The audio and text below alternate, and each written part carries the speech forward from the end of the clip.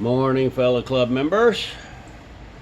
Uh, Told you, I promised you that we're going to talk today with Bill Kramer. He, our old past club president, and he is also wanted to tell us what's going on with coronavirus and the immunity shots and all of that from Pfizer. He was in the group that was part of the test group for Pfizer. So we're going to give him a call and do a little virtual talk with him today. Cool. With a fireside chat. So let's give him a call and see what information he can give us.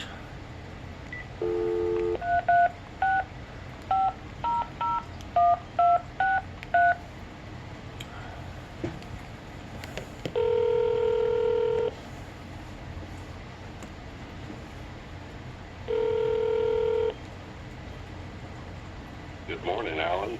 Morning, Bill. How you doing? Good. How about you? Yeah, just getting things set up. All right. Okay, so before we get this started, can you hear me all right? Yeah.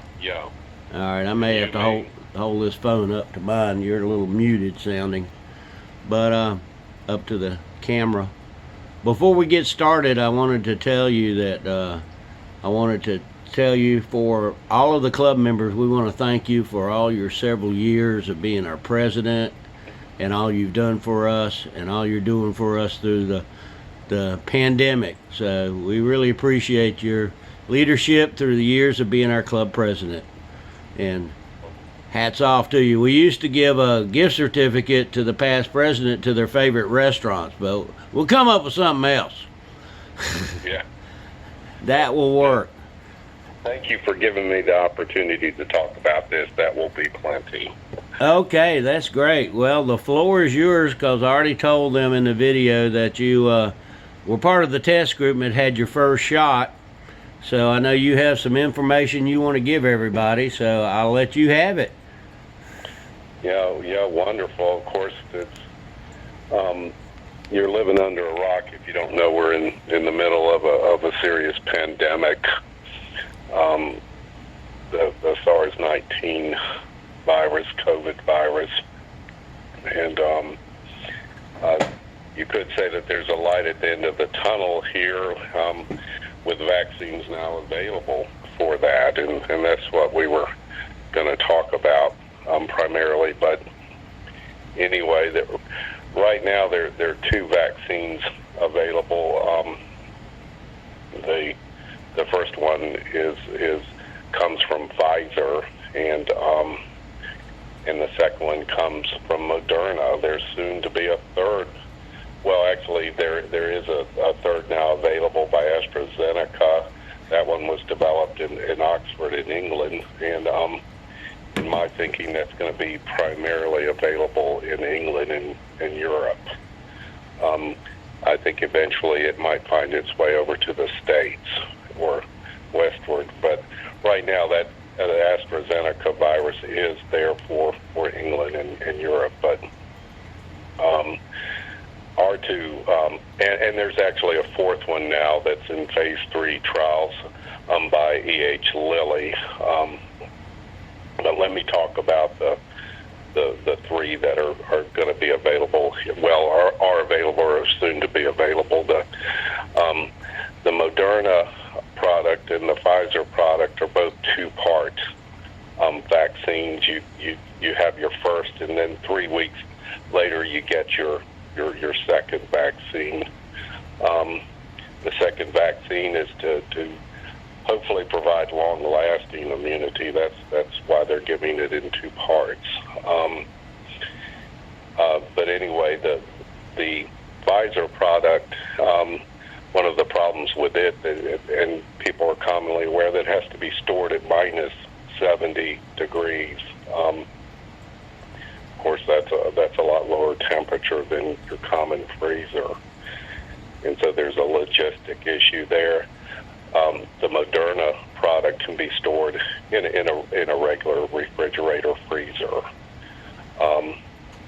Anyway, so we've got a recent rollout of the Pfizer vaccine and the Moderna product. These two vaccines were made available to the state, and our state, the Department of Health and Human Resources, is currently distributing them in a controlled fashion. And first vaccine went for here locally in the Greensboro area, went to the Cone Health System, and they've actually been busy vaccinating all the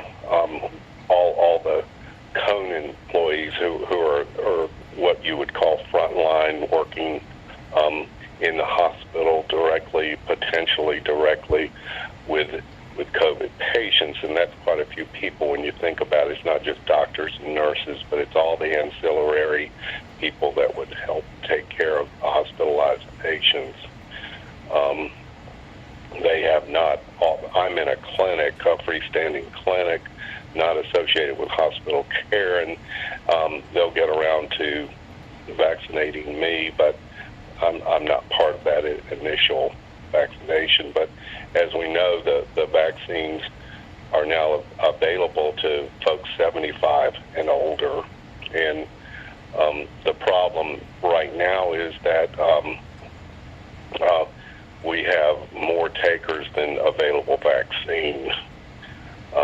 Part of the issue is the cold storage that's required for the Pfizer product, but then the other issue is having enough people available just to give the vaccine. Having the place to do it. Our local health departments are overwhelmed, and so that's a big issue. I think as time goes by, there's going to be more vaccine available, and hopefully we'll get to be better organized to distribute that vaccine for all the folks that should be taking it.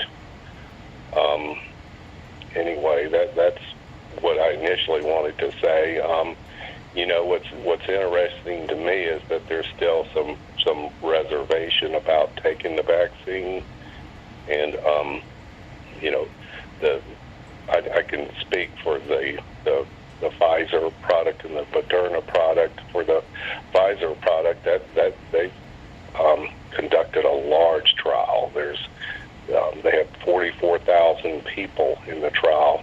Initially 30,000, and then they opened it up to additional 14,000. Anyway. So lots of people have received this vaccine, and before it's being distributed to the public, on an emergency basis. And I think what people have to realize is that, or the question I would ask anyone who's reluctant to take it is, do you want to take your chances with the vaccine, or do you want to take your chances with COVID? And from the data that's come out initially, you're going to be far better off taking your chances with a vaccine. COVID's interesting in the sense that it has a wide range of presentation. I've seen people with minimal symptoms to some of my patients have wound up in the hospital with supplemental oxygen, and luckily, and knocking on wood, that none of my patients have required intubation. So that's obviously a good thing. I was for one of my CME conferences, there was an infectious disease doctor who spoke. He's from the Charlotte area, and he said something that I've seen ring true, that said for typically a typical COVID infection, for 80% of the people is going to be mild to moderate illness, and then for 20% it's going to be more serious than that. Another thing to remember about COVID is that typically the first week, the symptoms are typically, or can be, a lot milder, and just basically any type of cold symptoms you could imagine. stuffy nose, drainage, mild cough, sore throat, headache. Only 38% of the people typically have a fever. And then, could be some diarrhea too. But it's usually the second week that when things are going to get serious is when they tend to get serious for folks. And what I'm asking my patients to do is to look out for any difficulty breathing. And difficulty breathing, what does that mean to me? Tightness in the chest, wheezing. I've had people with it that have gotten short of breath just getting up from the chair in their living room and walking into the bathroom. And so obviously that's a lot more serious. The other thing to consider with so many people coming down with this illness is that our hospital bed space is becoming limited. I mean, we all like to assume that if we get sick that there's going to be a hospital bed waiting on us, and I'm not saying that they're not, but that resource is definitely being challenged right now, and people need to realize that. And that what we can do to stay safe is basically just to not congregate, essentially just stay away from each other. That's what we can do, and wearing the masks makes a difference. What people need to realize is when you wear a mask, it does not protect you from me. It potentially protects me from you. And so, by social contract, we need to be wearing a mask to be respectful for everyone else around us. And there's still a lot of misunderstanding out there, I have found. But I'm trying to think of what else to say about it.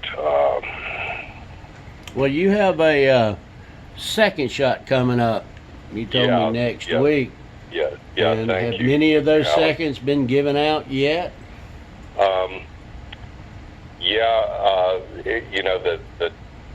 Because it just rolled out and the second shot comes in through 3 weeks, there's fewer of those being given out, but a lot of people have completed the series, and thank you, Alan. That reminds me that,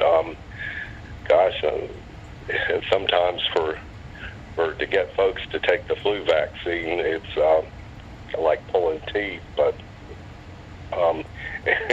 and unfortunately what we're finding with this vaccine is that a fairly significant percentage of folks are having side effects, especially from the second dose. And fortunately, those are transient. They last a day or two, but that can include headache, fever, body aches, not feeling good, what we would call malaise.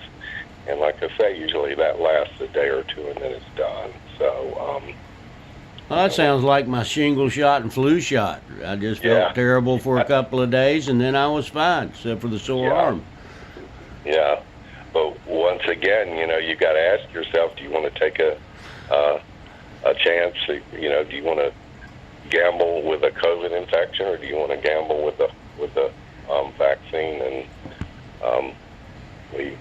I believe that your chances are much better, taking the COVID vaccine wherever you can get it and when you can get it. And I'm not thinking that one is right now is really any better than the other, at least for the ones that are available to us here in the States.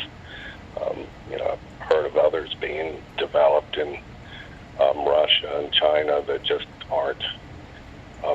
don't seem to be doing as well. But the ones that you're going to receive here in the States are good vaccines, and I believe in them, and I think it's definitely worth somebody's while to go ahead and get them, especially with the average age of our club members. Yeah, but most of our club members are going to be able to get this right now. Like now, it's just a matter of being patient and waiting for it. I'm hoping that everyone in our club will have an opportunity to at least have the first dose of the vaccine. Certainly by the end of the month, and you just have to be patient, and keep signing up. The thinking is that it with that first dose, it takes a couple of weeks, 20 days to start to develop immunity after you receive it. So they'll have to be careful then. But then, once again, out of respect for those around us, we all need to be walking around with masks on and avoiding congregation would be the main thing. Well, I got a question from a club member for you. After, and this is dealing with somebody who's in their late 70s, said after the 2 vaccines and everything's taken effect in a few months, they said, does that mean that I am not infectious to somebody else if I happen to have it, even though I might not get any of the symptoms or get sick? But am I now a safe carrier, safe for me and unsafe for others? Do we know the answers yet? Don't really know the answer to that one yet. And so that's why they're saying that we should still, even if you get the vaccine, you should still be wearing a mask. So it would probably fall into safety as being, if you're going to go see everybody else who they've all had the vaccine too and it's taken effect. Yeah. I mean, that's a good question there. And, I'd have to say we still have to wear masks. And that would be the proper answer. All right, well, you know where this is coming from. We all missed driving our cars and doing events last year, so we're anxious to do it again this year. So they were like, okay, say I had all of this and I wanted to go, to a car show in another state and travel for a week in my car, but that still means mask. That still means reconsider it, because I don't know what they've got going on in this state or that state I was heading to. So I thought that's a very good question. And or we're going to be just doing what we can to get through this year, and we might have enough people inoculated then to where it's pretty safe to go and see people. Yeah, I'm hoping by the fall we're going to be having some of the usual, Healy and British car events that we love so much. So yeah, we're still planning. I mean, Margie's still planning the Woolly Worm in the end of October, and they've moved Southeastern Classic from April in Florida to October. So there's a lot of earlier events. I don't know if we'll make a gathering, but a lot of earlier events that's been going. Let's give it more time, so we will see. Yeah, I think that's a good idea, but I mean, right now, at least in my mind, I'm looking forward to those fall events. Oh, me too. Yeah. So, ask you a question. You're going to be getting your second one. Yeah, on Wednesday. All right. So maybe you would volunteer. We would do this again in a few weeks, and you can tell everybody what the second one and what you felt like. And by the way, how did you feel after the first one? Not a thing.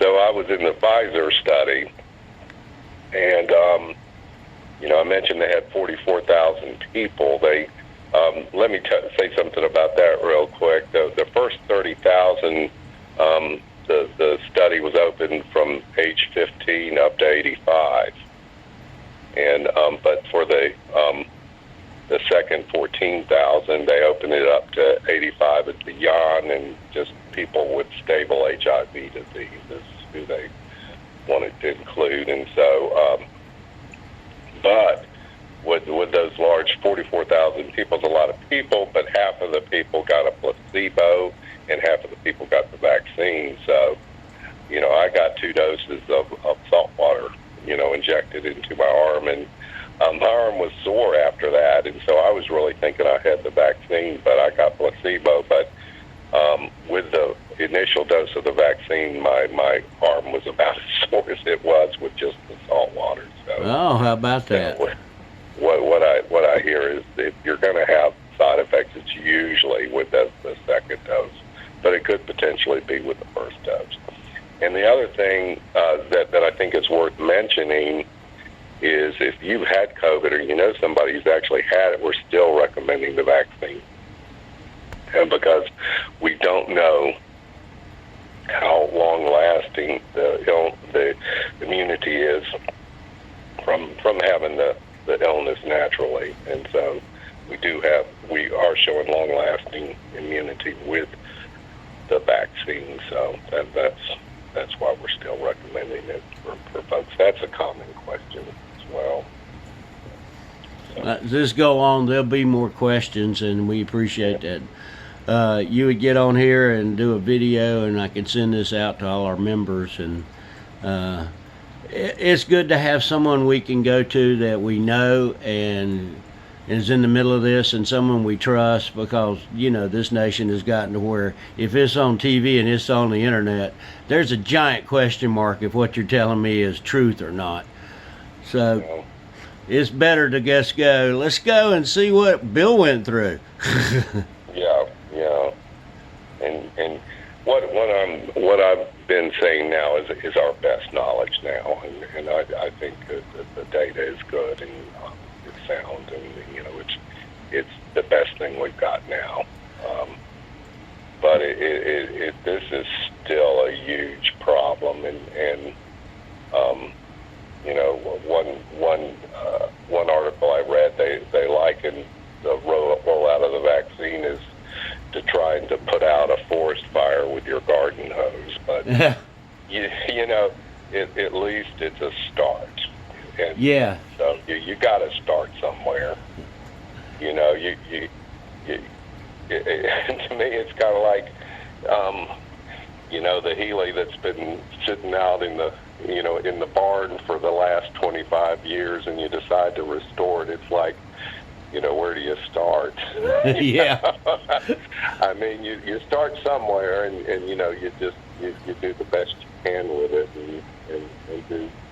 and it's sort of that's sort of an analogous situation when you think about it. Is you have to get started on it and do it little by little, and eventually, before you know it, you get done.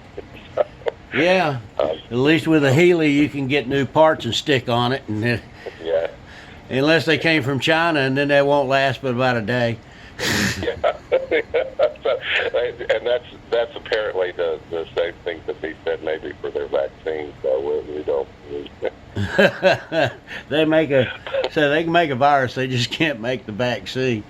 Well, somebody got lucky over there. I know they still can't make a Healy part. Well, from what I'm seeing and everybody's seeing, when you talk about numbers, the numbers that are going on today rival the numbers that we were having when we were all terrified to death and locked down. I was going, this is a lot worse than it was, but people have either gotten sick and tired of being inside, or they just gave up. But the numbers are way up from what it has been. Yeah, I think the thinking now is we're seeing it back from Thanksgiving and Christmas. Yeah. Got together with families for that, but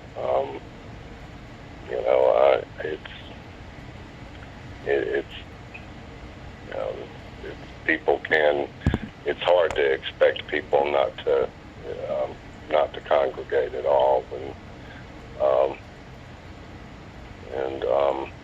the other thing I think is worth mentioning is a lot of our club membership has grandchildren and great grandchildren, and typically for kids and children, the disease is a lot milder and can just about go by unnoticed. Your beautiful 6-year-old granddaughter with a runny nose, for example, is may be her presentation of COVID, and that may be the extent of her illness. And that's when you see her, you want to pick her up and hug her. So there you go. But that's just one of the many things that makes this illness really dangerous. And so it's really something. Yeah. Well, Bill, thank you for this. I'm going to get this uploaded and sent out to all the members. And for a reference, is Sunday morning, 8:30 in the morning is the only time we could finally get together and do this when he wasn't busy with his patients. And I appreciate you doing that this morning. And I hadn't seen Bill in over a year, I think, and the only reason it was is because it was one of those, you got to come get your physical. You have to. We got to check your numbers. See how many pandemic pounds I put on. So have forced me to finally see him, and it was good to see you again, my friend. I miss you. Yeah. So you enjoy your Sunday, and you enjoy the divisional football games, and stay inside where it's warm. All right, Alan. You take care, buddy. I love you. All right. All right, you too. Love you too, and I'll talk to you later. All righty. Take care. Okay, bye. Bye. All right, there you have an update on what we know so far, and I will send this out. Also, pay attention to the attachment that's on the top.